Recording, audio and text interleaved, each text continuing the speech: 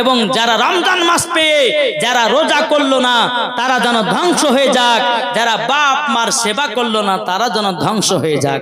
তাহলে এখানে ক্লিয়ার হয়ে গেল যে নবীর প্রতি দুরূদ না পড়লে পরে ওই ব্যক্তি কি গো বাদ।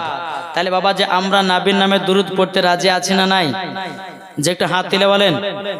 তাহলে একবার মদিনা থেকে দিলটি লাগে একবার দুরূদ পড়েন, আল্লাহুম্মা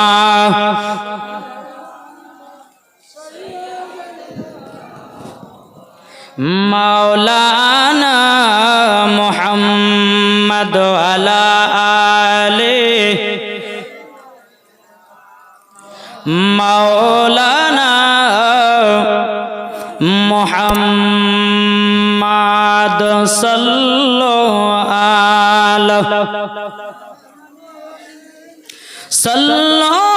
আলা মুহাম্মদ হরদম ज़बान पाक नामे मुहम्मद सल्लल्लाहु ताला अलैहि साल्लाम। बाबाजी मुसलमान भाइरो ए सुना मानिकेरो আপনাদেরকে একটা কথা বলি রে বাবা, এই নবীর উম্মতের এত দাম রে বাবা, এত দাম। আমার আল্লাহ পাক আল্লাহ তাআলা বলতেছে কোন নবীর উম্মতের এত দাম ছিল না। কি গো এই নবীর উম্মতের দাম কত জানেন? এটা শুনতে চান? চলুন। একদিন ঈসা নবী তিনি রাস্তাতে যাচ্ছেন, আল্লাহকে বলছে আল্লাহ গো আপনি আমাকে যতটা জ্ঞান দিয়েছেন সুন্দর করে বানিয়েছেন, আল্লাহ আপনি কি আমার মতে এর থেকে ভালো কিছু বানিয়েছেন? আল্লাহ বলতেছে হ্যাঁ বানিয়েছি। আল্লাহ তাহলে কোথায়? ঈসা নবী তিনি বাবাজি এক পা দু পা করে রাস্তা দিয়ে হাঁটতে লেগেছে। বাবা রাস্তা দিয়ে আপনার চলতে চলতে চলতে চলতে বাবাজি রাস্তার মধ্যে একটা সাদা ধবধবে পাথর, কি বললেন পাথর দুধের চেয়েও সাদা, বিরাদার হযরত ঈসা নবী বাবাজি বলতেছে গো রব্বুল আলামিন এত সুন্দর পাথর এত সুদূদের মতো সাদা, ওগো আল্লাহ পাথরটা দেখতে এত চমৎকার লাগে, এত সুন্দর লাগে। আল্লাহ পাক আল্লাহ তাআলা বলছো গো ঈসা নবী কেবল তো পাথর দেখে অবাক হয়েছো, তার ভিতরে যদি দেখো আরো অবাক হয়ে যাওয়া। নবীর উম্মতের দাম কত চলেন একটু শুধু বোঝাবো আপনাদেরকে। জি বাবাজি মুসলমান ভাইয়েরও এ সোনা মানিকেরও ঈসা নবী বলতেছি বলে আল্লাহ তাইলে আমি আরো সৌন্দর্য যদি দেখতে চাই গো আল্লাহ কি করে দেখা যায়? আল্লাহ পাক আল্লাহ তাআলা বলছো গো ঈসা নবী তোমার হাতে একটা লাঠি রয়েছে, ওই লাঠিটা দিয়ে পাথরের উপরে আঘাত করে দাও, ঠিক তুমি একটা দৃশ্য দেখতে পাবো। ঈসা নবী তিনি বাবা কি করেছেন? পাথরে একটা আঘাত দিয়েছে বাবা, আঘাত দেওয়ার পরে বিনাদান ইসলাম মাদান সামানিকরাম পাথরটা দুই খণ্ডিত হয়েছে।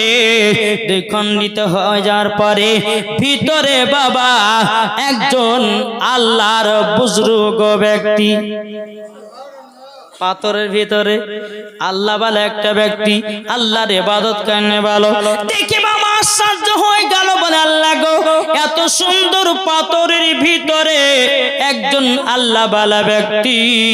বাবাজি মুসলমান ভাইরা ওই ব্যক্তিটা বাবা ঈসা নবীকে সালাম দিয়েছেন, আসসালামু আলাইকুম ইয়া ঈসা নবী। বেরাদান ইসলাম মুআদ্দিন সামানি কিরাম ঈসা নবী বলতেছে ওয়া আলাইকুম আসসালাম। ব্যক্তি আপনি পাথরের ভিতরে কি করছেন? বলে আমি আল্লাহর ইবাদত করছি, আমি আল্লাহর ইবাদত করতেছি। বলে তাই নাকি? বললাম। ঈসা নবী বলতেছে বলো গো আপনি পাথরের ভিতরে কত বছর ধরে আছেন? বাবাজি বুজুর্গ ব্যক্তিটা বলছে গো ঈসা নবী এই পাথরের ভিতরে আমি 450 বছর ধরে আল্লাহর ইবাদত করছি।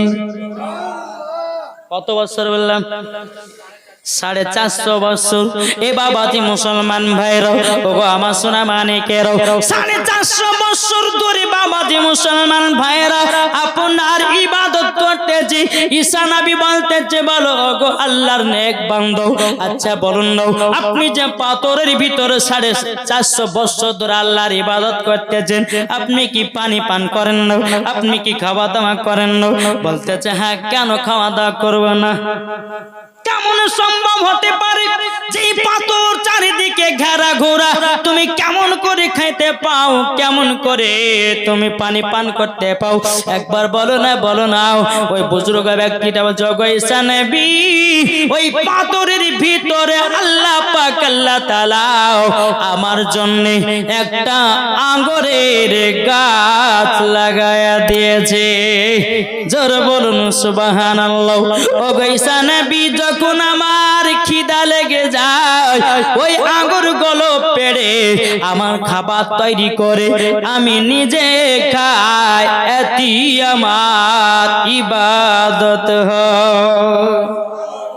বাবা ঈসা নবী এতই বাবা চমৎকার বাবা। বেরাদার ইসলাম মুআজ্জাজ সামানিকরাও, এই সোনা মানিকেরও, ঈসা নবী বলে বেরাদার দুই হাত কানা তুলে বলছে, ওগো রব্বুল আলামিন, ওগো আল্লাহ, আল্লাহ আপনার কাছে একটা আবেদন করতে চাই গো আল্লাহ। আল্লাহ গো, আপনি যে এই বুজুর্গ ব্যক্তিকে 450 বছর ধরে পাথরের ভিতরে আপনার ইবাদত করছেন, আল্লাহ গো, আপনি কি এইরকম কাউকে দান করেছেন নাকি? এত গলি ইবাদতের মালিক হতে পারবে কেউ?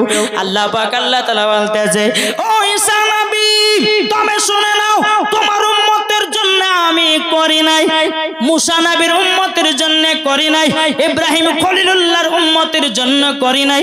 দুনিয়াতে 1,24,000 পয়গম্বর, মতান্তরে 2,24,000 পয়গম্বর, যত নবীগণ এসেছে কোন নবীর উম্মতের জন্য বানাই নাই, শুধু বানিয়েছি আমার হাবিবুল্লাহর উম্মতের জন্য দান করেছে। এই কার জন্য? ঈসা নবী বলছে, আল্লাহ, এই যে 450 বছর ধরে এই বুজুর্গ ব্যক্তি পাথরের ভিতরে আল্লাহর ইবাদত করছেন, আচ্ছা আল্লাহ, আপনি এই নেকিগুলো কি কোনো কাউকে এর থেকে বেশি দান করেছেন বা কাউকে দিয়েছেন? আল্লাহ বলছে, দিয়েছি, আমার হাবিবুল্লাহর উম্মতদেরকে দান করেছি। জোরে বলেন না, উম্মতদেরকে দান করেছি। ঈসা নবী বলতেছে, বলে আল্লাহ, কোন রাত্রিতে পাওয়া যায় 450 বছর ইবাদত? আল্লাহ পাক আল্লাহ তাআলা বলতেছে, বলো গো আমার ঈসা নবী, সেটা হলো শবে বারাত। জোরে বলুন সুবহানাল্লাহ। শবে বারাতের বাবা 14-15 যারা দুটো রোজা রাখে শাবান মাসে, বাবাজি দিবাগত রাত্রিতে যারা আল্লাহর ইবাদত করে, যারা নামাজ রোজা হজ যাকাত করে, যারা আল্লাহর কাছে ক্ষমা প্রার্থনা চায়, আল্লাহ বলতেছে, ওই রাত্রিতে কেউ যদি 1 রাকাত নামাজ পড়ে, আল্লাহ বলে আমি তাকে 450 বছরের আগার নেকি দান করব। তাইলে চিন্তা করুন না, আমার নবীজির উম্মতি, দরদি উম্মতি নবীর দাম কত? এ সোনা মানিক, নবীর উম্মতের বাবা এত দাম হওয়ার পরে আমরা সুদ খাওয়া ছাড়তে পারলাম না, মদ খাওয়া ছাড়তে পারলাম না, বাবা যে সঠিকভাবে নামাজ পড়তে পারলাম না, সঠিকভাবে আল্লাহর ইবাদত করতে পারলাম না, কেমন নবীকে আমরা মহব্বত করলাম? কি গো? আচ্ছা, আশেপাশে মা বোনেরা আছে না নাই? পর্দাতে, পর্দায়? সুবহানাল্লাহ, সুবহানাল্লাহ। ও মা খালা, শুনে যান মা, রাতের বেলায় মা জননী, আমার নাম মাওলানা ওবায়দুল ইসলাম জামালি, আপনাদের এলাকায় এসেছি অতি তাড়াতাড়ি হোমিওপ্যাথি ওষুধ দেওয়ার জন্য। কি গো? তাহলে আপনি চিন্তা করুন, যে নবীর উম্মতদেরকে সব কিছু আল্লাহ দিয়েছেন, আমার নবীকে মহব্বত করে, জোরে বলে, তাইলে কি আমরা ওই নবীর নামে কি সালাম পড়তে পারি না? আমরা কি ওই নবীর নামে জাসনা ঈদে মিলাদুন নবী পালন করতে পারি না? আমরা কি ওই নবীর নামে বাবাকে মিলাদ ফাতিহা কি করতে পারি না? কি গো পারি? আমার আল্লাহ আমার নবীকে জ্ঞান দান করেছেন। আজ কিছু ওয়াহাবিরা বলতেছে নবীর জ্ঞান নাকি ছিল বাচ্চা ছেলের মতো। জোরে কর নাউজুবিল্লাহ।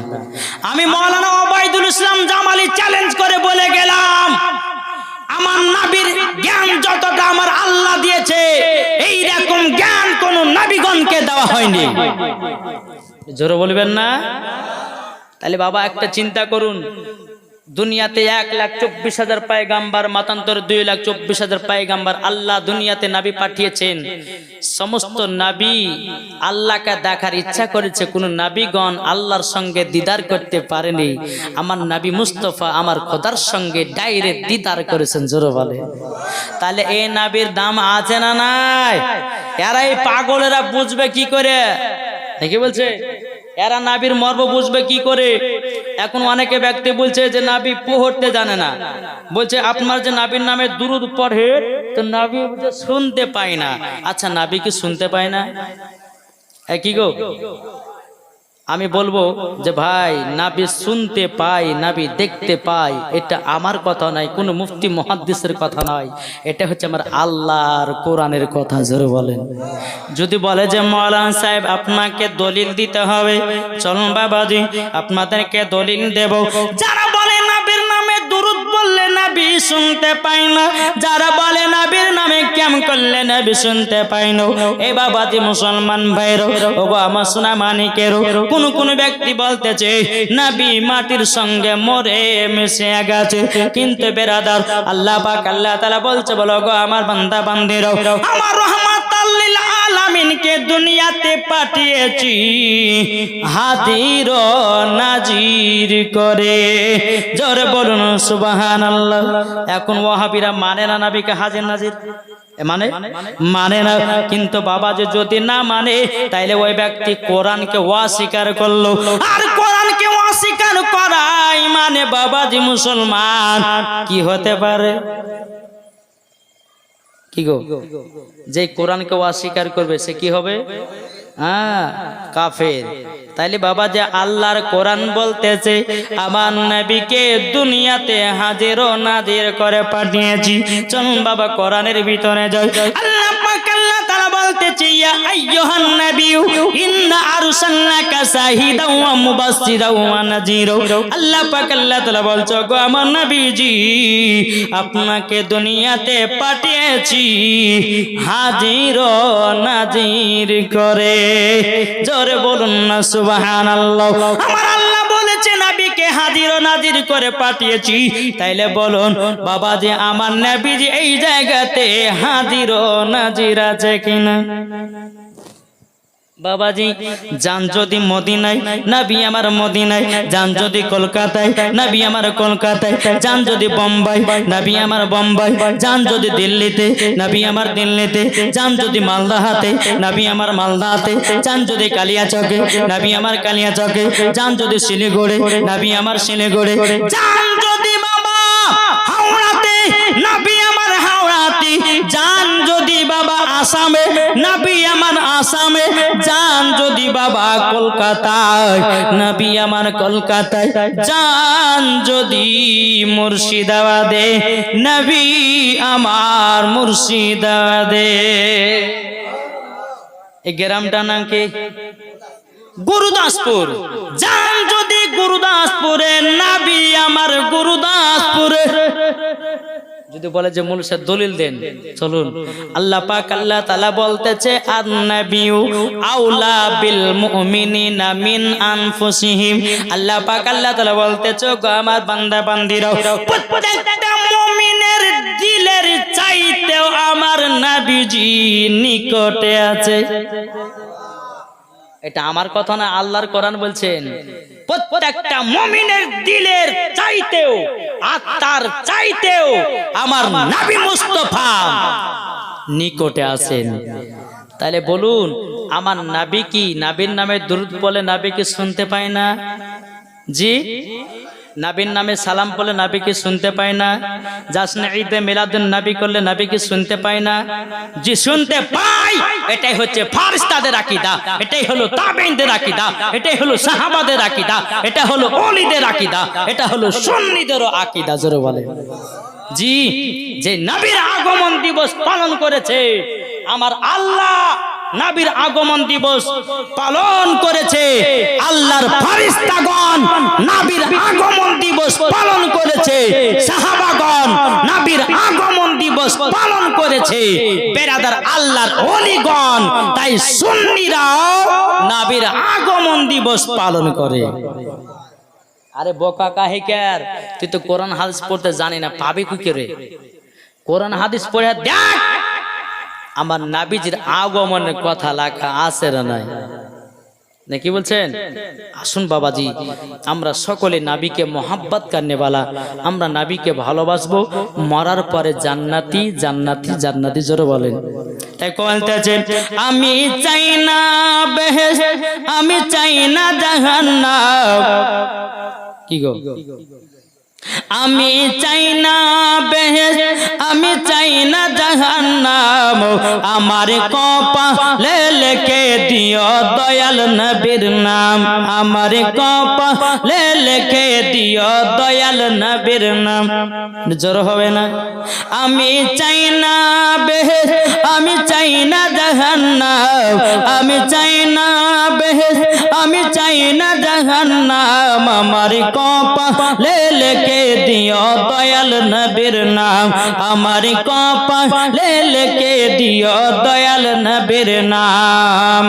যারা নবীর আশিক প্রেমিক হবে, যাবে তারা চলে শুধু মদিনাতে। জোরে বলেন। যারা নবীর আশিক প্রেমিক হবে, যাবে তারা চলে শুধু মদিনাতে। দেখলে পরে বুঝা যায় নবীর দিওয়ানা। জোরে বলেন। দেখলে পরে বুঝা যায় নবীর দিওয়ানা, আমার কপালে লিখে দিও দয়াল নবীর নাম, আমার কপালে লিখে দিও দয়াল নবীর নাম। জোরকান সুবহানাল্লাহ। তাই বাবাজি মুসলমান ভাইরো, এই সোনামানিকেরও, তাই বাবাজি সুন্নিদের কপালে লেখা আছে দয়াল নবীর নাম। এই ঠিক না? জি। প্রত্যেকটা সুন্নিদের কপালে নবী মুস্তাফার নাম লেখা আছে। মরার পরে কোথায় যাবে? কি গো? মরার পরে জান্নাতে। জোরে বলেন ঠিক না? বাবাজি সোনামানিক, আসুন আল্লাহ পাক আল্লাহ তাআলা আমাদের সকলকে নবীজির গোলাম বানিয়ে নেয়। জোরে বলেন। আল্লাহ পাক আল্লাহ তাআলা বলছে, এ বান্দারা, তোমরা যদি নবীকে এক বিন্দু ভালোবেসে কবরে যাও, আল্লাহ বলছে ওই বান্দাকে আমি জান্নাত দেব। জোরে বলেন জি। আজ কিছু মানুষ বলছে যে নবী আমাদের মতো মানুষ, বলছে না? এটা হ্যাঁ ওদের না বলছে কি বলছে না? বাবাজি মুসলমান বলছেন নবী আমাদের মতো। একটা ওয়াহাবীর সঙ্গে আমি ঝগড়া লাগিয়ে দিয়েছিলাম। আমাকে বলছে ওয়াহাবীরা বলছে, এই মৌলভী সাহেব, নবীকে আপনারা আমাদের মতন বলেন না কেন? আমি ছেড়ে বোকা, তোর জ্ঞান আছে ছোট, তার জন্য তোরা নবীকে আমাদের মতো বলিস। সুন্নিদের জ্ঞান হলো বেশি, তারই জন্য নবীকে আমাদের মতো আমরা বলি না। ওই ওয়াহাবীটা বলছে, মৌলভী সাহেব কোরআনে তো আমরা পড়েছি। বলে কি পড়েছে? আয়াতটা পড়ো। তখন ওই ওয়াহাবীটা বলছে, বলে মৌলভী সাহেব আল্লাহ তো বলেছে কুল ইন্নামা আনা বাশারুম মিসলুকুম। মৌলভী সাহেব এটা তো আল্লাহর কোরআনে বলেছে। আমি বলে ভাই, এই যে আয়াতে কারিমাটা আপনি পড়লেন, আপনি কি জানেন কবে নাজিল করেছে? বলছে না জানি না। কি কারণের জন্য আল্লাহ পাক এই আয়াতে কারিমাটা নাজিল করেছে আপনি কি জানেন? ওয়াহাবীটা বলছে আমি জানি না, জানি না। তবে ভাই আমার কাছে শুনে নাও কেন আল্লাহ আয়াতে কারিমাটা নাজিল করেছে। এই সোনামানিক ও বাবাজি মুসলমান ভাইরা, এই সোনামানিকেরা, যখন মক্কাবাসীরা আমার নবীকে জাদুঘর বলতে লাগলো, আমার আর নবীকে মক্কাবাসীরা বলতে লাগলো নবীকে চিনো, নবীকে পাগল বলতে লাগলো। আল্লাহ বলছে বলে হাবিব গো, ওগো হাবিব আমার, আপনি টেনশন নেবেন না, আমি আয়াতে কারিমা নাজিল করে দিলাম, কুল ইন্নামা আনা বাশারুম মিসলুকুম। ওগো নবীজি, আপনি মক্কাবাসীদেরকে জানায়া দিন তোমাদের মতো একজন আমি। আল্লাহ বলছে হাবিব আপনি বলে দিন, আপনাকে থেকে ভয় ডর করছে, আপনি বলে দিন তোমাদের মতো একজন আমি, কিন্তু আমাদের মতন না। কি গো, একটু এই ওয়াজটা বাবা একটু মন দিয়ে শুনলে পর ইমান তাজা হবে। জি, ইমান তাজা হবে, খোদার কসম করে বলতেছি। এরা বলছে যে নবী আমাদের মতো, আল্লাহ বলেছে নবী তোমাদের মতন দেখতে, কিন্তু নবী আমাদের মতন না। আচ্ছা বাবা যে আপনাদের কি বলে একটা বোঝায় বেরাদুল ইসলাম মুআজ্জাজ সামারিকা, আচ্ছা বলুন এই কালারটা কি কালার? জি, অনেকে মানুষ বলা যায় মৌলভী সাহেব আপনার এই ডিজাইনটা দেখতে লাগে সোনার মতন। এটা বুঝবেন ভালো করে, এটা কি সোনার মতন দেখতে, কিন্তু অরিজিনাল সোনা না। আল্লাহ বলছে তোমাদের মতো দেখতে, কিন্তু নবী আমাদের মতন না। বুঝতে পারছেন কিছু? সোনার মতন দেখতে, আল্লাহ বলছে তোমাদের মতো নবী দেখতে, কিন্তু নবী তোমাদের মতন না, সোনার মতন দেখতে, অরিজিনাল সোনা না। আল্লাহ পাক আল্লাহ তাআলা এটাই বাবা বুঝিয়েছেন, কিন্তু বাবা নবী আমাদের মতন নয়। এ বাবাজি, আমাদের শরীরে যদি ঘাম বাড়ে, আমাদের শরীরের ঘাম বাবা বকরা বকরা গন্ধ করে, আমার নবী মুস্তাফার শরীর মুবারকের পাসিনা ঘাম বাবা যে মুস্কে আম্বারের থেকে খুশবুদার, ঠিক না? আমরা পেশাব করলে নাপাক, আর আমার নবী মুস্তাফা পেশাব করলে বাবাজি তিনার পাক। তার নবী আমাদের মতো হলো কি করে? হ্যাঁ ঠিক না? যেই নবীজির শরীর মুবারকে মাছি বসে না, যেই নবীজির শরীর মুবারকে বাবাজি মশাই কামড়ায় না, আর আমাদেরকে পেলে বাবা ছাড়ে না, তাইলে তুমি কি করে বলতে পারো নবী আমাদের মতো মানুষ? কিছু বুঝতে পারছেন? জি, হযরতে মা আমিনা রাদিয়াল্লাহু তাআলা আনহার গর্ভে যখন বাবা আবার নবীজি ছিলেন, আমিনা পর্যন্ত বুঝতে পারে না, আর আমাদের ঘরের মা বোনেদের বাবাজি গর্ভে বাচ্চা আসলে বুঝতে পারে কি পারে না? মা আমিনা বুঝতে পারে না, আমাদের ঘরের মা বোনেরা বুঝতে পারে। তাইলে বলুন নবী আলাদা কি আলাদা না? জি, একটা কথা বলি আপনাদেরকে, এক গরিব ঘরের ছেলে বিয়ে করতে যাবে, তো বিয়ে করতে যাবে, মাকে বলছে মা গো আতর মাখা তো নবী পাকের সুন্নাত, একটু আতর দাও, আমি আতর মাখিয়ে লাগিয়ে একটু যাব আমি বিবাহ করতে। মা জননী বলছে বেটা গো বেটা, আতর কিনার মতো আমার কাছে টাকা নাই, ও বেটা আতর কিনার মতো পয়সা নাই। বেটা বলছে মা আতর যদি না এনে দাও বিবাহ করতে যাব না। জোরে বলেন, বিয়ে করতে যাব না। মা জননী বলতেছে আল্লাহ এখন আতর কোথায় পাবো? এক কাজ করি, রহমাতাল লিল আলামিনের কাছে যাই, ঠিক ব্যবস্থা হয়ে যাবে। ওই মহিলাটা এক পা দুপা করে নবীজির কাছে গেলেন। নবীজির কাছে যাওয়ার পরে বলতেছে বলে ইয়া রাসূলুল্লাহ, ইয়া হাবিবাল্লাহ, নবী গো, ওগো নবীজি আমি একজন গরিব মহিলা, আমার আজকে বেটা বিয়ে করতে যাবে। ওগো নবীজি আমার বাড়িতে টাকা নাই, আতর কোথা থেকে পাবো? এখন আমার বেটা বলেছে মা গো যতক্ষণ আতর না পাবো ততক্ষণ বিয়ে করতে যাব না। আমার নবী মুস্তাফা সাহেবে লাউলাক সাল্লাল্লাহু তাআলা আলাইহি সাল্লাম বাবাজি মুসলমান ভাইরা শরীর মুবারক থেকে বাবা ঘাম পাসনা বের করলেন। বের করার পরে বাবাজি একটা নিয়ে বোতলে বাবা চুষে চুষে আপনার ভরে দিল। ভরে দেওয়ার পর বলছো গো মা জননী যান আপনার ছেলেকে এটা শরীরে লাগায়া নিতে বলেন। এ বাবাজি মুসলমান ভাইরা যখন বাবা শরীরে লাগায়া নিয়েছে রে বাবা লাগায়া যেমন নেওয়া আল্লাহর কি কুদরত। 1 বছর পরে বাবাজি তাদের সন্তান হয়েছে। আল্লাহর কি কুদরত, সন্তানের শেখ শরীর থেকে আমার নবীজির খুশবু পাওয়া যায়।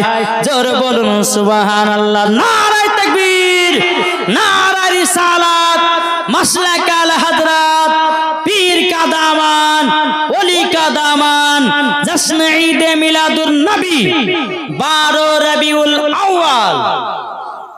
তাহলে চিন্তা করুন, যেই নবীজির ঘাম পাসিনা শরীরে লাগালে পরে বাবাজি তার সন্তানের শরীরে আমার নবীজির খুশবু পাওয়া যায়। তাহলে নবী কি আমাদের মতো? আরে বোকা, তোমার দাঁত হলে তেঁতুলের বিচির মতো, আর তুমি বলছো নবী আমাদের মতো। চলুন আর একটা হাদিস আপনাদেরকে শোনাই। একদিন মা আয়েশা রাদিয়াল্লাহু তাআলা আনহা তিনি বাবাজি একটা কাপড় ছিঁড়ে গেছে তো সেলাই করছেন। সেলাই করতে করতে অন্ধকার, সেলাই করতে করতে বাবা হাত থেকে সুইটা পড়ে গেছে, হাত থেকে সুইটা পড়ে গেছে। মা আয়েশা রাদিয়াল্লাহু তাআলা আনহা তিনি বাবাজি অন্ধকারে রাত্রিতে বাবাজি মুসলমান ভাইরা হাত দিয়ে বাবাজি সুইখানা ধরে ধরে পাইনো আমার নবী মুস্তাফা নূরে মুজাসসাম নবী কামলিওয়ালা মক্কি সরদার আহমদে মুক্তার নবী মুহাম্মদুর রাসূলুল্লাহ সাল্লাল্লাহু তাআলা আলাইহি সাল্লাম তিনি বলতেছে, হে বিবি আয়েশা কি ব্যাপার, অন্ধকারে কি করছে বলো না বলো না। মা আয়েশা রাদিয়াল্লাহু তাআলা তিনি বলতেছে, বলো গো আমার স্বামী, আমি একটা জুব্বা ছিঁড়ে গেছিল, সেই জুব্বাটা আমি সেলাই করতে করতে নবী গো আমার হাত থেকে সুইটা পড়ে গেল, অন্ধকারে খুঁজে খুঁজে পাই না। যখন বাবা দিয়ে কথা বলো, বলার পরে এই সোনা মানিকেরাও আমার নবী মুস্তাফা একবার মুচকি হেসেছেন। আল্লাহর কি কুদরত, আমার নবী মুস্তাফার দাঁত মুবারক যখন উদাম হয়ে গেছে, আমার নবীজির দাঁত মুবারকের বাবা আলাতে মা আয়েশা রাদিয়াল্লাহু তাআলা আনহা তিনি বাবাদের সুইখানা খুঁজে পেয়েছেন। তাইলে বলুন না, যেই নবী আমার অন্ধকারে দাঁড়িয়ে থাকলে বাবা ওই জায়গাটা আলা হয়ে যেত। আর এরা বলতেছে নবী আমাদের মতো ছিল। এখন জুতের বাড়ি পিটার দরকার আছে না নাই? কি গো, হ্যাঁ? যারা বলবে যে নবী আমাদের মতো, অমনি বাবা যে লাঠি আর লাদ না ধরে এমন পিটা পিটতে হবে, এখন দাস তাড়া করতে হবে নাকি বলছেন? হ্যাঁ হ্যাঁ, ওই যে ভালো কথা মনে করেছে যে ডাব চোর, হ্যাঁ পেট মোটা মাছ চুরি করা চোর, জীবন তো লেখাপড়া করেনি। বাবাজি মুসলমান বাপের গাছে 17টা মাদ্রাসায় 17টা ডাবের গাছ ছিল। রাত্রে বেলাতে উঠে উঠে ডাব চুরি করে সকালে বেলা নামতো, তা ফজর নামাজও পড়তো না। তাহলে ইয়ার ভিতরে ইলমে সলাহিয়াত কেমন ভাবে থাকতে পারে নাকি বলছে? এই যে আরেকটা বক্তা বাড়িয়েছে বাবা, বলছে উটের পেশাব পান করা যায় যাচ্ছে। জুতার বাড়ি পিটার দরকার আছে না বলেন? পবিত্র রমজান মাস যেতে গেল, তো রমজান মাসে একজন বক্তা ফতোয়া দিয়েছে বাংলাদেশের বাবা শয়তান ইবলিস শয়তান, সুন্নিরা নাম রেখেছে। বলছে আজানের 3 মিনিট আগে যদি কেউ ইফতার করতে 100 নাকি, আর আজানের সময়তে কেউ যদি ইফতার করতে 5 নাকি। ওকে জুতার বাড়ি পিটার দরকার আছে না নাই? আজানের 3 মিনিট আগে যদি ইফতার করে তো আর রোজা হবে? জি। তাহলে এই বক্তার ওয়াজ শুনবে যে মরার পরে জাহান্নামে যাবে সে, বুঝতে পেরেছেন? ওয়াজ যদি শুনতে হয় সুন্নি আলেমদের ওয়াজ শুনে ঈমান তাজা করো, মরার পরে জান্নাতি হবে। আর ফেসবুকে বলেন ইউটিউবে বলেন আগাছা কিছু বক্তা বাড়িয়েছে, এই বক্তার ওয়াজগুলো শুনবেন না। যদি ওয়াজ শুনেন আপনার ঈমানও দুর্বল হবে, আর ঈমান দুর্বল বলে আপনি শেষ। বুঝতে পেরেছেন? জি। তাহলে বাবাজি আমরা সকলে নবীকে মোহাব্বত করব, আল্লাহর ওলিদেরকে ভালোবাসবো, এটাই তো আমাদের বাবাজি জান্নাতি মুসলমানদের পরিচয়। বেরাদার ইসলাম মুআজ্জাজ সামানি কিরাম, আমার আল্লাহ পাক আল্লাহ তাআলা বলতেছে নবীকে চিনো, নবীকে ভালোবাসো, মরার পরে তুমি জান্নাতি হবে। জোরে বলেন সুবহানাল্লাহ। তাই কবে বলতেছে বলবো নাকি? আবার দরুদ পড়ুন আল্লাহুম্মা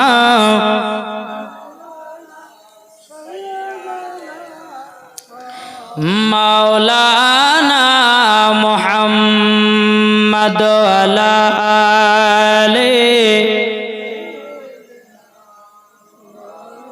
মাওলানা মুহাম্মদ সাল্লাল্লাহু আলাইহি জোরে জোরে মুহাম্মদ হরদম ज़बान